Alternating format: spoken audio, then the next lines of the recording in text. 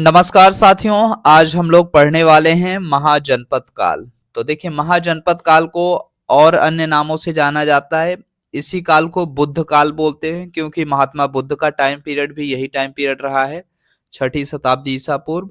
उसके बाद इसे सूत्र काल भी कहते हैं और साथ ही साथ इसे द्वितीय नगरीकरण का काल भी कहा जाता है। तो चलिए हम लोग देखेंगे इसमें क्या क्या जानने वाले हैं। तो देखिए, ये जो महाजनपद काल था, कहा जाता है कि इसमें 16 महाजनपदों का दौर देखने को आपको मिलता है महाजनपद काल में। अब इसमें हम लोग पढ़ेंगे क्या क्या। तो पहली चीज, महाजनपद काल की अर्थव्यवस्था पढ़ेंगे। फिर दूसरा, राजनीति पढ़ेंगे महाजनपद काल की। महाजनपद काल का समाज कैसा रहा है। फिर इसमें धर्म और धर्म का महत्व, साहित्य और सूत्र साहित्य मतलब ब्राह्मण साहित्य वगैरह जो भी लिखे गए हों उस टाइम पीरियड में, उन सारी चीजों की चर्चा हम लोग करेंगे इस वीडियो में। तो देखिए, बुद्ध काल की अर्थव्यवस्था या महाजनपद काल की अर्थव्यवस्था की बात कर लेते हैं। इस काल में अर्थव्यवस्था के क्षेत्र में कई महत्वपूर्ण परिवर्तन देखने को मिल जाता है। कृषि के क्षेत्र में लोहे का बड़े पैमाने पर प्रयोग किया गया। दासों को खेती में लगाया गया। खेती या कृषि संबंधित गतिविधियों में लगाए जाने का प्रमाण मिलने लगता है। और साथ ही साथ आप देखते हैं तो धान रोपाई के भी प्रमाण आपको देखने को मिल जाता है। मतलब इसमें क्या क्या देखने को मिला अर्थव्यवस्था के स्तर पे, लोहे का व्यापक स्तर पर प्रयोग हुआ कृषि के क्षेत्र में। फिर दूसरा, दासों को खेती या कृषि संबंधित गतिविधियों में लगाया गया। इससे क्या हो गया, अब देखिए, जो जिन्हें पहले पार्टिसिपेशन नहीं मिलता था उन्हें पार्टिसिपेशन मिला एग्रीकल्चर एक्टिविटी में पार्टिसिपेट करने का। तब इससे क्या हो जाएगा, प्रोडक्शंस बढ़ेंगे, है ना, तो उत्पादन बढ़ेगा। ठीक है। नेक्स्ट, धान रोपाई के प्रमाण मिलते हैं। ठीक है, देखिए, धान रोपाई मतलब धान को सिस्टमेटिकली तरीके से अब बोया जाने लगा है ना, मतलब जैसे लगाया जाता है धान रोपाई आज के टाइम पीरियड में, उस तरीके के प्रमाण आपको देखने को मिलने लगते हैं। और कहा जाता है कि इस परिवर्तन ने कृषि के क्षेत्र में अधिशेष उत्पादन का आधार तैयार कर दिया। मतलब सरप्लस प्रोडक्शन का जो बेस होता है यहीं से स्टार्ट हो जाता है, यहीं से फिर क्या हो जाता है, सरप्लस प्रोडक्शन स्टार्ट हो गया। कब, द्वितीय नगरीकरण के टाइम में। ठीक है, 6ठी शताब्दी ईसा पूर्व की बात कर रहे हैं। देखिए, महाजनपद काल का जो टाइम पीरियड चला था वो 6वीं शताब्दी ईसा पूर्व से लेके 4ठी शताब्दी ईसा पूर्व तक चला था। अब नेक्स्ट बात करते हैं और देखते हैं अर्थव्यवस्था के क्षेत्र में क्या देखने को मिलता है। तो शिल्प के क्षेत्र में विशेषीकरण, शिल्प से संबंधित संगठनों संगठनों मतलब श्रेणियां वगैरह जो भी होती थी उनकी पूरी की पूरी अब आपको क्या लिखने लगा, एक ग्रुप्स देखने को मिलने लगे। ठीक है, तो इसकी जानकारी मिलती है। जैसे कि आप कह सकते हैं कि वैशाली में एक साथ सैकड़ों बर्तन की दुकान का प्रमाण मिला। फिर उसके बाद आपको क्या देखने को मिलता है कि बनारस में हाथी दांत पर काम करने वाले शिल्पियों की गलियों का उल्लेख साहित्य से प्राप्त होता है। और नेक्स्ट अगर आप बात करते हैं तो व्यापार के क्षेत्र में अपेक्षाकृत बड़े पैमाने पर आंतरिक एवं बाह्य व्यापार के प्रमाण मिलते हैं। ठीक, अब देखिए इसका रीजन क्या है, क्योंकि देखिए जब हमारा प्रोडक्शन सरप्लस होगा, अधिशेष उत्पादन होगा, तो ऑटोमेटिकली हम क्या करेंगे, व्यापार करेंगे, चीजों को बेचने जाएंगे मार्केट में। तो अब चाहे वो क्या हो जाएगा, इससे इंटरनल और एक्सटर्नल दोनों तरीके से हमारा क्या होगा, जो ट्रेड होगा वो देखने को मिल जाएगा। ठीक है, आंतरिक एवं बाह्य व्यापार दोनों प्रमाण मिलने लगेंगे। अब इसका देखिए, जो व्यापार का जो मुख्य माध्यम था दो तरीके थे, एक नदियों के माध्यम से, दूसरे जो अब आप देखते हैं उल्लेख मिलता उत्तरा पथ दक्षिणा पथ, इस तरीके के जो सड़कें हैं वो बनना शुरू हो चुकी थी। ठीक है, और इनकी कनेक्टिविटी क्या होती थी, तो आप देखते हैं कि ये पटना वाला ये पूरा का पूरा मगध क्षेत्र से होते हुए पूरा आप देखेंगे तो कहाँ तक जा रहा है, तो तक्षशिला होते हुए, सोचिए तक्षशिला तक पूरी पूरी कनेक्टिविटी आपको देखने को मिल जा रही है। ठीक है, नेक्स्ट अगर हम बात करते हैं और कुछ क्या देखने को मिला, तो उत्तर व मध्य भारत के कई स्थलों में आप देखते हैं तो नॉर्दर्न ब्लैक पॉलिश वेयर, इसे बोलते हैं NBPW नामक बर्तन के साक्ष्य और जातक साहित्यों में भी इसका वर्णन आपको मिलता है। ठीक है, और दक्षिण पूर्व एशिया से व्यापार के प्रमाण मिलते हैं। दक्षिण पूर्व एशिया, ठीक है, याद रखना है, साउथ ईस्ट एशिया बोलते हैं। तो दक्षिण पूर्व एशिया से व्यापार के प्रमाण आपको मिलते हैं इस टाइम पीरियड के, 6ठी शताब्दी ईसा पूर्व की। और इस दौर में सिक्कों के साक्ष्य मिलने लगते हैं। खास बात यह है कि जो वस्तु विनिमय प्रणाली आपको देखने को मिली थी हड़प्पा सभ्यता में, अब वहां पे आपको क्या देखने को मिल रहा है कि यहाँ पे आप देख रहे हैं तो क्वाइंस वगैरह सिक्कों का आपको प्रचलन मिलने लगा। ठीक है, इन सिक्कों को पंचमार्क या आहत सिक्के कहते थे। ठीक है, याद रखना है क्या कहा जाता था। जो छठी शताब्दी ईसा पूर्व में सिक्के मिले उन्हें क्या बोला गया, पंचमार्क या आहत सिक्के कहते हैं। इस पर लेख उत्कीर्ण नहीं होता था, मतलब इस पे लेख वगैरह नहीं उत्कीर्ण होता था, लेकिन हाँ इसमें पंचमार्क करके दे दिया जाता था कि हाँ ये सिक्का है, अब यही कॉइन चलेगा, इस तरीके का शुरू हो चुका था। तो ये कह सकते हैं कि ये बहुत बड़ा कदम था, क्योंकि अगर आप देखते हैं कि क्वाइन अगर सिस्टम आ गया तब इससे क्या हो जाएगा, अब धीरे धीरे इसका प्रचलन बढ़ेगा। जहां पहले वस्तु विनिमय होता था अब क्या हो गया, अब क्वाइन आ गए, स्टार्ट हो गए। ठीक है, तो अब इससे व्यापार ट्रेड करने में हर चीजें क्या होगी, लोगों को बेचने और खरीदने में भी आसानी होगी। ठीक है, वस्तु विनिमय में क्या होता था, जो पहले बार्टर सिस्टम था उसमें चीजें सही से नहीं हो पाती थी, होती थी लेकिन बस वो काम चलाओ, इस तरीके से सेटिस्फेक्शन नहीं होता था।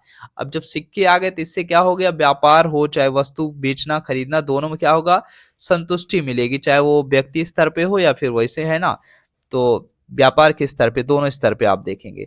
नेक्स्ट और हम क्या कर सकते हैं, इसमें ऐड कर सकते हैं कि जो लेख उत्कीर्ण नहीं होता था सिक्कों पे, ये खास बात है। हाँ, जो सिक्के होते थे वो किसके होते थे, तांबे और चांदी के सिक्के के प्रमाण आपको मिलने लगते हैं छठी शताब्दी ईसा पूर्व में। हड़प्पा के पश्चात दूसरी बार शहरीकरण के साक्ष्य आपको देखने को मिलते हैं। ठीक है, भारत के भूगोल पर। ठीक है, अभी आपने क्या देखा था, हड़प्पा सभ्यता वो प्रथम शहरी सभ्यता थी। अब इसके बाद ये दूसरा शहरीकरण का साक्ष्य आपको कहां देखने को मिलता है, तो महाजनपद काल में देखने को मिल जाता है। अब देखिए शहरीकरण होने का क्या प्रमाण होता है, किस आधार पे कह सकते हैं कि चीजें शहरीकरण है, मतलब अर्बनाइजेशन हुआ है। तो पहली चीज आप याद रखना है, पहली चीज आप बोलेंगे कि जो गैर कृषि कार्य में संलग्न आबादी ज्यादा होनी चाहिए, मतलब गैर कृषि मतलब नॉन एग्रीकल्चर एक्टिविटी में जो पार्टिसिपेट नहीं कर रहे एग्रीकल्चर एक्टिविटी में, उसकी आबादी ज्यादा देखने को मिले। जनसंख्या घनत्व अधिक होगा, जनसंख्या घनत्व अधिक होगा इसका मतलब क्या होगा, शहर बनेगा। ठीक है, आप नॉर्मल कंपैरिजन करिए, गांव में आबादी क्या होती, दूर दूर होती, काफी स्पेस होते हैं। वहीं आप शहरों में देखते हैं तो आबादी क्या होती है, ज्यादा पास में होती है, उसका जन घनत्व क्या होता है, ज्यादा होता है बस। तो शहरीकरण आपको बस इसी बेस पे समझना है, ज्यादा उसमें है ना वो नहीं चलना है। नेक्स्ट अगर बात करते हैं तो प्रशासनिक अधिकारी आपको देखने को मिल जाते हैं। ठीक है, अब प्रशासनिक अधिकारी होगा तो वो क्या करेगा, नगर से संबंधित अधिकारी होंगे, फिर शासक वर्ग की उपस्थिति होगी, कोई ना कोई एक शासक वर्ग होगा। और जानते हो महाजनपद काल में आपको क्या देखने, 16 महाजनपद देखने को मिल रहे हैं, तो ऑटोमेटिकली आपको ये सारी चीजें देखने को मिल जाती हैं। शिक्षा का वहां पे आप देखने को मिल जाएगा, एजुकेशन सेंटर वगैरह देखने को मिलेगा, मनोरंजन के लिए और बहुत सारी चीजें उपलब्ध होना, धर्म आपको देखने को मिल जाता है, आर्थिक गतिविधियों का केंद्र आपको देखने को मिल जाता है, जहां से ट्रेड वगैरह है ना, मतलब व्यापार वगैरह संचालित किए जा सकते हैं, तो वो सारी चीजें आपको देखने को मिल जाए। तो ये सारी चीजें अगर आपको देखने को मिल रही है, इसका मतलब क्या है, वो शहरीकरण को ही डिनोट करता है। ठीक है, तो ये सारी की सारी चीजें आपको महाजनपद काल में देखने को मिलती हैं। अब कृषि एवं शिल्प अधिशेष व्यापार, राज्यों की स्थापना, धार्मिक गतिविधियों, ये शहरीकरण को आधार प्रदान की है। ठीक है, तो याद रखना है, राज्यों की स्थापना आप लोग जानते ही हैं, मगध साम्राज्य बना, फिर आप देखते हैं इधर उज्जैनी अवंती आप देखने को मिल जाता है, फिर आप देखते हैं तो आपको क्या दिखता है, गंधार दिखता है जैसे तक्षशिला वाला क्षेत्र है, फिर कुरु दिखता है इंद्रप्रस्थ वाला, और नेक्स्ट मत्स्य जनपद आपको देखने को महाजनपद दिखता है जो विराटनगर में देखने को मिल जाता है, सूरसेन मिलता है मथुरा वाले क्षेत्र में। तो ये सारी चीजें आपको देखने को मिल रही हैं इसी टाइम पीरियड में, छठी शताब्दी ईसा पूर्व में। अंग आपको देखने को मिलता है, चंपा साइड है ना, तो आज का जो बिहार वाला क्षेत्र है, तो यहाँ पे अंग देखने को मिलता है। और काशी आपको देखने को मिलता है, काशी मतलब वाराणसी बनारस हो गया, कौशल हो गया जिसे आप अयोध्या वाला क्षेत्र कर सकते हैं, कौशल अयोध्या का, साकेत श्रावस्ती वाला। नेक्स्ट वहीं देखते हैं वत्स देखने को मिलता है, वत्स मतलब कौशाम्बी है, कौशाम्बी जो प्रयागराज वाले क्षेत्र, प्रयागराज के आसपास का जो क्षेत्र है वो कौशाम्बी है, वत्स है, इसे वत्स महाजनपद के तौर पे जाना गया। तो ऐसी ये सारी चीजें, अब इसका हमें प्रमाण कहाँ मिलता है, तो याद रखना है बौद्ध धर्म का जो ग्रंथ है अंगुत्तर निकाय, और जैन धर्म का जो एक ग्रंथ है भगवती सूत्र, इसमें हमें महाजनपदों के होने का प्रमाण मिलता है। ठीक है, तो यहाँ पे उल्लेख किया गया है कि भारत में इस टाइम पीरियड में 16 महाजनपद हुआ करते थे। कहाँ से? तो बौद्ध धर्म का अंगुत्तर निकाय और जैन धर्म का भगवती सूत्र। ठीक है साथियों, तो इतना याद रखना है। और एक चीज और आप ऐड कर सकते हैं कि द्वितीय शहरीकरण का चरमोत्कर्ष मौर्योत्तर काल में दिखाई पड़ता है। तो देखिए, आप जब छठी शताब्दी ईसा पूर्व में देख रहे हैं तो इस टाइम पीरियड में क्या हो रहा है? शहरीकरण, जो द्वितीय नगरीकरण है, उसकी शुरुआत हो चुकी थी।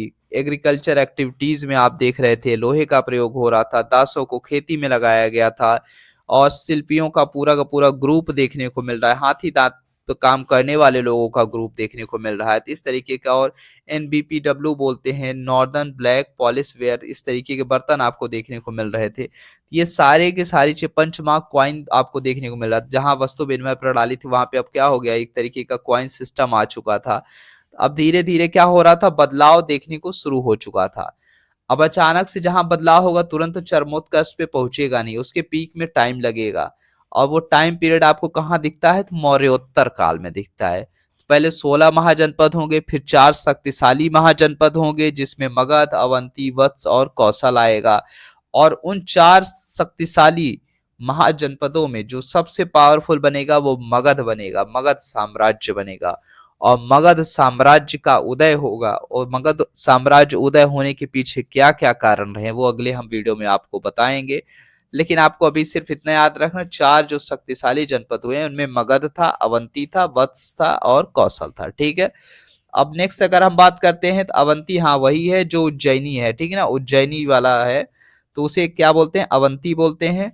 और इसको आप उसमें है ना, उससे कंपैरिजन नहीं करना है। क्या नाम है, एक मूवी आई थी बाहुबली, है ना, तो उसमें भी था उज्जैनी हुआ करता था, उस माहिष्मती वगैरह जो थे।